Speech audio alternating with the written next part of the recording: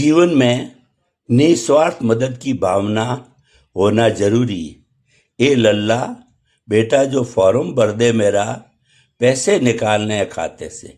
एक मैली कुचेली सी साड़ी पहने, उलझे हुए बाल एक गरीब औरत बैंक के पास में खड़े सूट बूट पहने एक लड़के से बोली, किसी और से भरवा लो, बहुत जल्दी में हूं, मेरे पास टाइम नहीं है।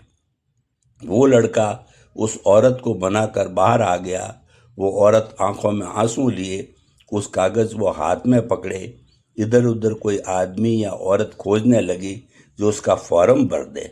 वो लड़का जैसे ही बाहर आया, अपनी 4 पहिया गाड़ी का दरवाजा खोल बैठने ही वाला था कि तभी उसकी निगाह बैंक के बाहर पास में बैठे एक गरीब आदमी पर गई जो दीवार का सहारा लिए हुए लगभग 5 साल के बच्चे को लिए बैठा था।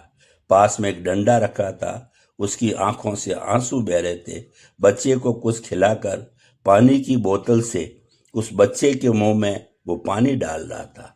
वो लड़का पता नहीं क्या सोचकर उस आदमी के पास आया और बोला, आप रो क्यों रहे हैं और बैंक के बाहर क्यों बैठे हैं? बेटा, मेरी पत्नी अंदर गई है पैसे निकालने, बहुत देर हो गई पर अभी तक नहीं आई। रोते हुए वो आदमी आंसू पोंछने लगा। ये बच्चा कौन है? आपका है?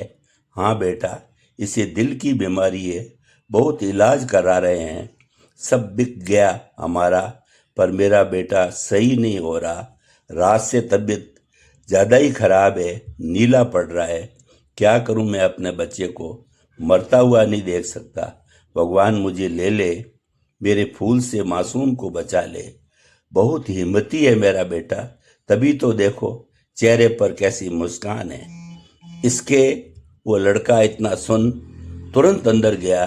ये उसी बच्चे की माँ थी जो उस लड़के से फॉर्म भरने को कह रही थी। वो औरत अभी भी हाथ में फॉर्म लिए खड़ी थी।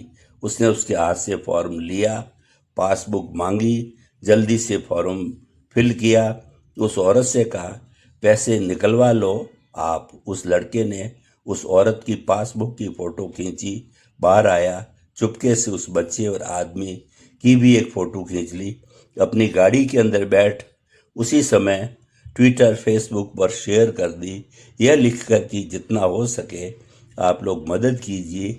ये इस औरत का बैंक अकाउंट नंबर है, इस पर भेज दीजिए। ये बच्चा आप लोगों की मदद से बच सकता है।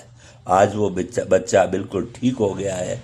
वो औरत ये भी नहीं जानती थी कि उसके खाते में इतने पैसे आए कहाँ से।